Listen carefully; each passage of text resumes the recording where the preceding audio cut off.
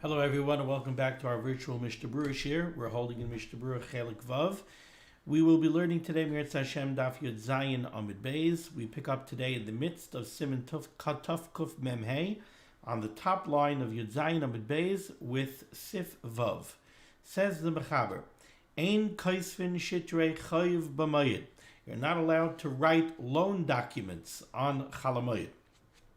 Says the Mishnah Berurah in Sif Katan Lamed Vav, Shitrei Chayiv B'Mayid, you're not allowed to write loan documents. Why is this? Says the Chavetz Chaim, to Yochai Lahamtin Lichtoi V'Hashtar Achar HaMoed. We seem to be talking about a case over here where the loan did not yet take place and there is no pressing need for the loan to take place. Therefore, you see, the making of a loan in of itself is not a problem on Chol HaMoed. That's not considered a business transaction. You're making a simple, straightforward loan to somebody on Chol HaMoed. We learned previously that that's fine. But writing the document already involves the malacha of ksiva, of writing. So if there's no pressing need to make the loan and record the loan in a document now on Chol HaMoed, don't do it now. Push all of this off until after Yom Tov, make the loan, and record the document, write the document up after Yom Tov. Therefore, says the Chavetz Chaim, let's say the loan was already made, so that the money already changed hands. Afilu bifnei edim v'kinyan, even if the money changed hands in the presence of witnesses, and a kinyan was made, whereby the borrower obligated himself through the making of a kinyan, he accepted upon himself the obligation of the loan, still, says the Chavetz Chaim, mutter lichtov. If the money already changed hands, and now you want to record the document, you want to write up the document on Chol HaMoed, then the Chavetz Chaim says that would be permissible. Why? Because now it becomes a davar ovid. If Ruvain lent Shimon $10,000, even if he made the loan in front of Edom, but it's not recorded in a document, there's no instrument that proves that the loan took place, so you'll say, okay, well, there are Edom. What happens if one of the Edom dies? What happens if the Edom go overseas and now you can't find them? Now, after Yom Tov, maybe the borrower will come along and the borrower will say, Lahadam, lo hayad dvar me'olam, the loan never took place. So now it's a davar ovid to write up the document, and you're allowed to do it on Chol HaMoed. Ukamoisha kasav Sif Hey, now it would be similar to the documents that we wrote about in Sif Hey, Gabe Matanos, where we wrote that the document of Matanos, which the Mishnah Berurah said is referring to a matana that somebody gives, a healthy person gives to somebody else, so you want to record the change of ownership. Now already it's a davar ovid if you don't write it. Now, l'chera, this would be mutter even if you had to write it with a maaseh uman, because since the heter to write the document over here, if the money already changed hands, is because it's a davar ovid, we learned that in the case of a davar ovid, you're allowed to do malacha, even a maaseh uman. Okay. So the opening halacha here in Sivav, going back to the Mechaber, was Ein Kaisvin Shitrei Chayiv B'Mayid. You're not allowed to write loan documents on Chol HaMoed. Now continues the Mechaber, Ve'im Einoi Ma'minoi Malva L'Loiva. If the lender does not trust the borrower, V'Haloiva Tzarich L'Ma'is, and the borrower needs the money now on Chol HaMoed. So previously we were talking about a case where there is no pressing need to make the loan now on Chol HaMoed. So wait until after Chol HaMoed. But how about if there is a pressing need to make the loan? The borrower simply needs the money now on Chol HaMoed. Or maybe the reason you want to record the loan document now is because the cipher, the scribe who writes up the document, he pashut needs food to put on his table. So you want to employ him. You say, oh, I have a job for you. Write a loan document. In that case, says the Mechaber, Hareze Yichtov. If the loan has to be made on Chol HaMoed because the borrower pashut needs the money, or if you want to write up a loan document on Chol HaMoed in order to support the cipher, then you could go ahead and you could have these documents written up. It says the Chavetz Chaim in Oiskat Lamed Zayin, V'haloi v'tzarech lamayis b'chol HaMoed, if the borrower pashut needs the money on Chol HaMoed. Now the Chavetz Chaim says this is true, afilu she'enoi l'tzarech HaMoed, even if the reason the borrower needs the money is not strictly speaking l'tzarech hamoed. We're not necessarily talking about a case where the borrower Pashut needs the money to go shopping for Yom Tov, so that he needs the money for Yom Tov use. He could need the money for things that are not strictly speaking a Yom Tov use. He needs the money. He has to pay his electric bill, and they're not going to shut his electric bill off, his electric off. But he has bills that he has to pay, so he needs the money on Yom Tov, even though it's not strictly speaking tzarech hamoed. It doesn't matter. It doesn't have to be a tzarech. It doesn't have to be that he needs it for tzarech hamoed. If he needs the money now on Yom Tov, that's called a tzarech hamoed. Again, we've always said tzarech hamoed doesn't necessarily mean that it's something that you need because of Yom Tov. If you have a real need on Yom Tov, it's a need that I need today, so then that's called l'tzarech hamoed. I need it now. It happens to be the moed. Aval kishalayva l'tzarech achar hamoed. But let's say you don't need the money on Yom Tov at all. You don't need it for Yom Tov purposes, and you don't need it for anything else. You're going to need the money after the moed. You know, right now you're relaxing on Yom Tov, but you know that when Yom Tov is over, you have a stack of bills, and you know that you're short, so you're going to need money. But I don't need the money now. I need the money after Yom Tov. In that case, says the Chavetz Chaim, if the borrower is borrowing the funds because he needs the funds for after Yom Tov, then aser. Then you're not allowed to go ahead and make up a loan document on Chol HaMoed. What heter is there? You have a tzarech, but it's not a tzarech hamoed. It's a tzarech la'achar hamoed. So on what basis are you going to be matir the malacha of ksiva? Remember, ksiva is a malacha gemura. It's one of the lamites malachas. So writing is not something that you can be matir on Chol HaMoed just because there's a tzarech la'achar hamoed. So there's no basis to be matir it. However, let's say the borrower taka needs the money for after Yom Tov, but now he has the opportunity to make the loan. He found somebody on Chol HaMoed who's willing to lend him the funds. But the fellow tells him, look, if you want to borrow the money now, I'll lend you the money. If you don't borrow the money now, if somebody else comes along and needs the money, I'm going to lend it to him. And meantime, this fellow has been having a very hard time finding somebody to lend him money. So now it's a case where you're right, I only need the funds after Yom Tov, but I need to take advantage of the lender now. Now I have a lender.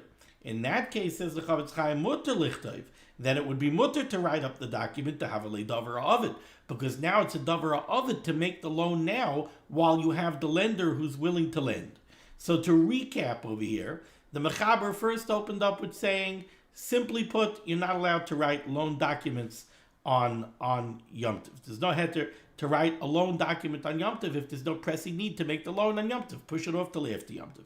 If there is a pressing need to make the loan on Yom Tov because the borrower needs the money on Yom Tov, then you're allowed to go ahead and make the loan and write up a loan document, even if he doesn't need the money, strictly speaking, for Yom Tov purposes. But he needs the money on Yom Tov, just not for Yom Tov purposes.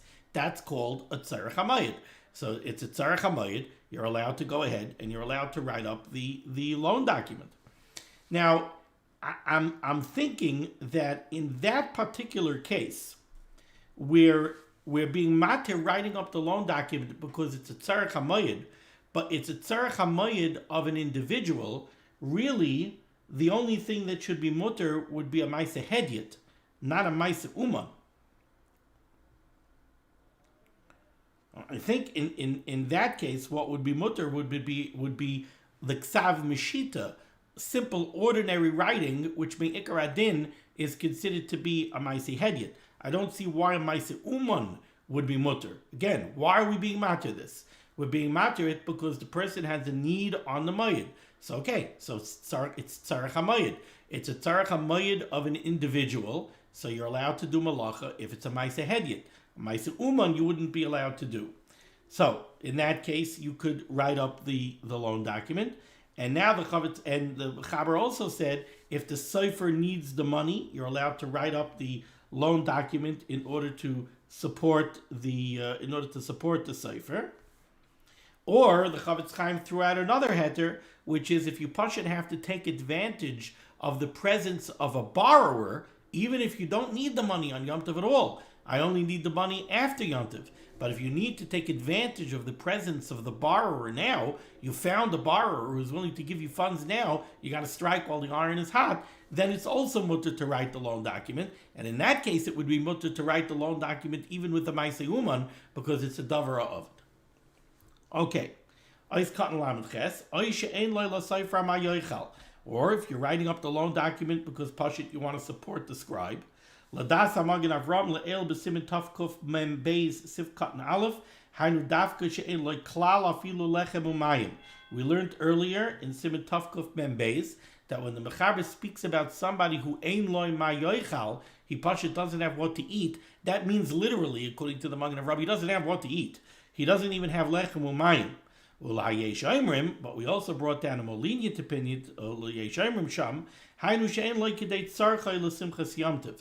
mean that he doesn't have bread or water. It means that he doesn't have kedei simchas yomtiv. He can't make a bakavadik yomtiv meal. That's called ein loy ma yoichal. Okay, now we go weiter in the Shulchan Aruch. Let's see the Ramah. Hagah. Umuter lichtov shtar mechira b'mayid. You're allowed to write a shtar mechira, a document of sale. So you did a transaction. Somebody bought a piece of land from somebody else, and now there's going to be a document of sale that's going to show that the transaction took place. And in the case of karka, the document of sale is particularly important because in halacha, karka is not nikna bekesef. You don't legally acquire karka by handing over money. In order to acquire karka, you need to make a kinyan, you need to make a chazaka. You could be kind of karka with a shtar. So the loan document is particularly important when it comes to purchasing land. So the Ramah says here, you're allowed to write a shtar mechira. You're allowed to write a sale document on Chol HaMoed. Let's take a look at a very interesting Mishnah Berurah here. Mishnah Berurah is cut and lamites.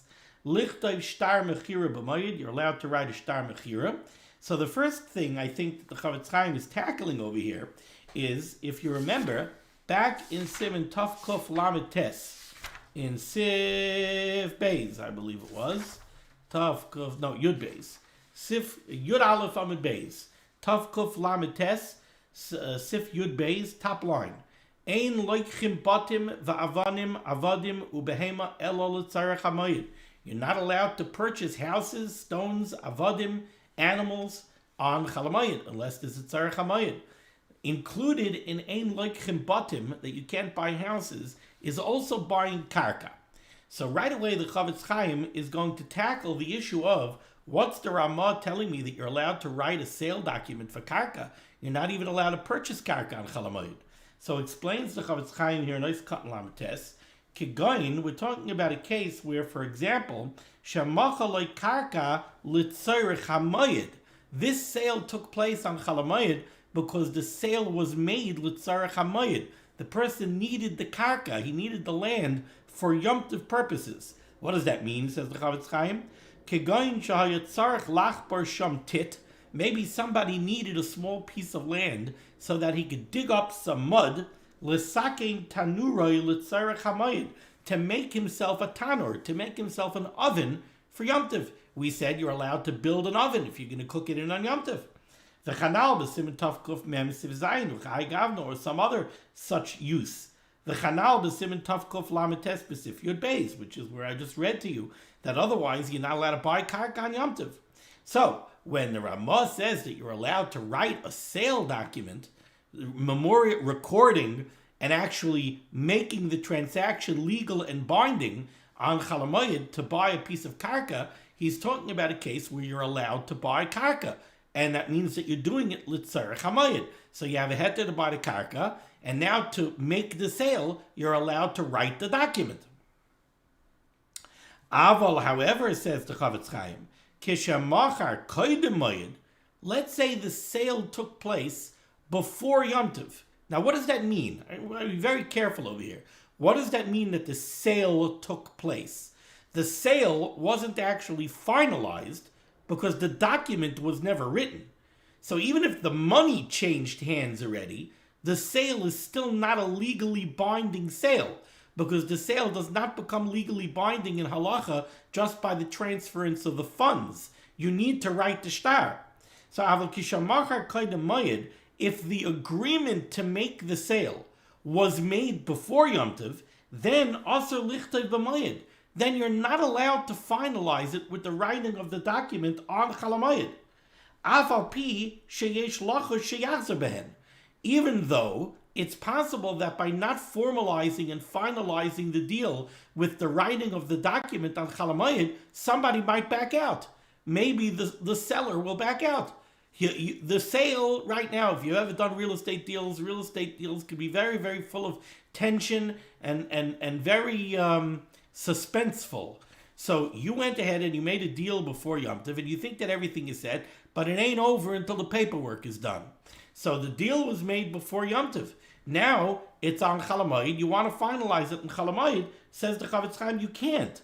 Even though by not finalizing it, you're risking that the deal will fall apart. And this is, says the Chavetz Chaim, Kimoi, this is similar to a halacha that we're going to learn next, Shtar Arisus, the document that formalizes the agreement between the owner of the field and a sharecropper.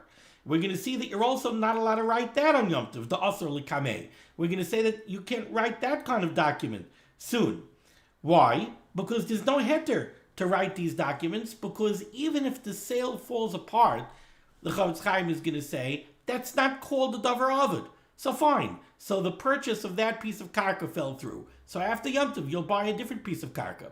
But you're not losing money. Even if the purchaser already paid the seller, since the sale is not legally binding yet, so if the seller backs out of the deal, he'll have to give the money back. Now, the Chavetz Chaim gives a caveat over here in the brackets, Im loy dahaya loy oynes, unless the reason you didn't write the loan document before Yom Tov was because you had an oinus. You wanted to write the document, and nobody had paper, nobody had pens. Or you struck the deal right before Yom Tov began, and you weren't able to write the document. Now, why is it mutter in that case? You have to see a Taisvis in Moed Katan Yud Chesam and Beis. But what Taisvis says is, Taisvis and the Chavetz Chaim, as an extension, by extension, they're walking a tightrope. Taisvis in Moed Katan writes very clearly that if you struck the deal before Yom Tov, but you weren't able to write the document before Yom Tov because of an oinus, or because the pashut wasn't time, then you're allowed to write the document on Chol HaMoed. Why? Because it's a davar ovid.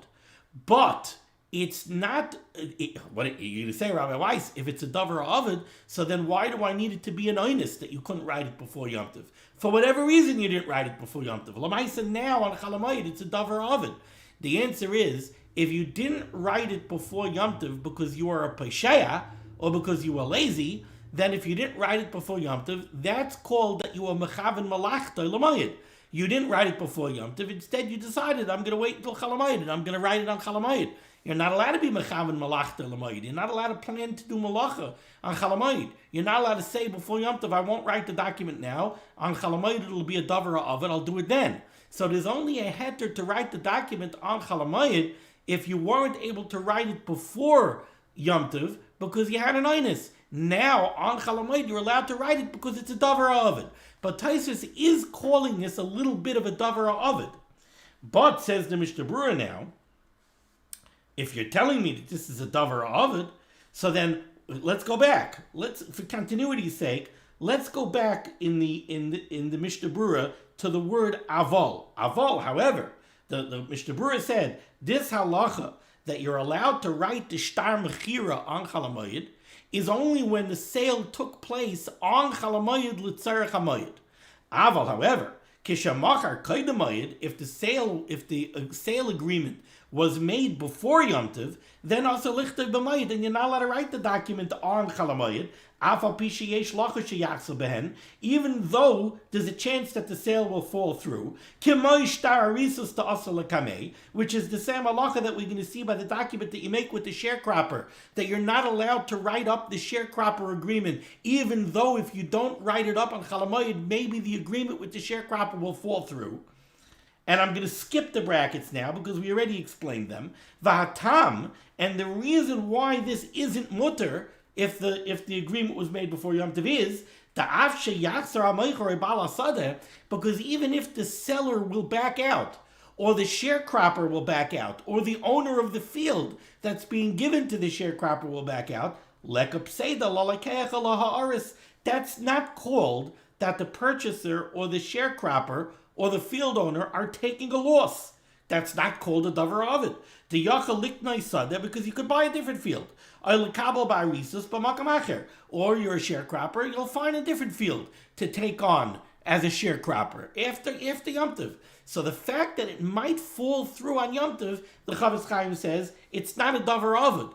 Yet, I'm telling you that when the Mishnah Berurah says in the brackets that you are allowed to go ahead and write up these documents if the reason you didn't write them up before Yom Tov is because you had an einus or you didn't have time, is based on Tosfos, who says because it's a davar ovid. Tosfos is being matir if you had an einus before Yom Tov that prevented you from writing up the documents, then on Chol HaMoed you could write up the document because it's epis a davar ovid. It's at least somewhat of a davar ovid. Let's say there's another pressing reason to finalize the sale with the writing of the document on Chol HaMoed, which is that the seller pashut needs the money for Yom Tov. And the purchaser is not going to give the seller the funds. He's not going to give him the money without a shtar mechira. He doesn't trust him. Nearer the mutter, then it would be mutter to write the document just like we saw by a loan document. If the borrower pashut needs the money for Yom Tov, or if the cipher needs the money for Yom Tov and you want to write up the loan document to support the cipher, then you're allowed to do it. So if you want to finalize the sale of a piece of land on Chol HaMoed with the writing of the document because the seller pashut needs the money, then you're allowed to do it. Now we go further in the Ramah, right by the Ois Kat Mem for the Mishnah Berurah. Aval ein lichtov shtar arisus v'kablanus shekibel kaidam hamoed. You're not allowed to write a sharecropper agreement or a contract that you're making with a worker who's accepting a job, and shekibel kaidam hamoed, if these agreements were reached before Yom Tov. Says the Mishnah Berurah in Ois Kat Mem, Aval ein lichtov shtar arisus. The Chavetz Chaim is puzzled by the word aval, because what the Ramah wrote over here is you're allowed to write a shtar mechira, but you're not allowed to write a shtar arisus or a contract if the terms were already made up before Yom Tov. Says the Chavetz Chaim here in Ois Mem, be'emes, the word aval is very hard to understand because there really is no difference between the shtar mechira and the shtar arisus. Hu hadin b'shtar mechira. The same halacha that applies to the shtar arisus and the shtar kablanus, that you're not allowed to write up those documents on Chol HaMoed if the agreements were reached before Yom Tov, that same halacha applies to the shtar mechira. We just went through a complicated Chavetz Chaim here in the previous Ois Kat in the Mishnah Berurah, that if you made the deal before Yom Tov, you're not allowed to write the shtar mechira on Chol HaMoed. So be'emes hu adin b'shtar mechira, marcham lo kaidam hamoed, if the sale was agreed upon before Yom Tov, gam kein aser, you're not allowed to write the shtar mechira. So what do you mean, what does the Ramah mean? You're allowed to write a shtar mechira, but you're not allowed to write a shtar arisus if the deal was made before Yom Tov. If the deal on the mechira was made before Yom Tov, you're not allowed to write the shtar mechira either. Ella explains the Chavetz Chaim, mishum de le'inyan shtar mechira, yachal l'tzayer heter ksiva. The reason the Ramah uses this word aval is because by a shtar mechira, we do have a case where writing the shtar mechira is mutter. The shtar mechira is mutter if the sale is being made on Chol HaMoed l'tzarech hamoed. Kigan shamacher b'moed l'tzarech hamoed. Masha ein kein ba'arisus v'kablanus, but by a document that formalizes a sharecropper's agreement or a contract with a worker who's taking on a job b'kablanus, there is no tzarech hamoed. The sharecropper is not agreeing to take on your field as a sharecropper on Chol HaMoed l'tzarech hamoed. You can't do field work on Chol HaMoed. So that's why the Ramah uses aval. What the Ramah means is, by a shtar mechira, there's a case where it's mutter. But a shtar risus v'kablanos, there is no case where it's mutter. And if the agreement was made before Yom Tov, it's definitely also. The terms were set in place before Yom Tov. We don't say that we have to execute the sharecropper agreement or the kablanis agreement on Yom Tov because otherwise it's a davara ovid, because it's not a davara ovid. Don't exercise the contract now. Wait till after Yom Tov. Even if the contractor backs out or the sharecropper backs out, you'll find somebody else.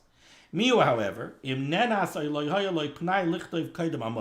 if you reached an agreement with a sharecropper or a contractor before Yom Tov, and Pashit, you weren't able to write it because of an oinus, then again, we're going back to that Taisus in Moed Cotton, mutter afle inyan chakiris v'kablanos, then you're allowed to execute and write these documents on Chol HaMoed, because it's enough of a davar ovid that if you were an oinus that you couldn't do it before Yom Tov, you weren't mechaven malachta l'moed, you could write it on the moed.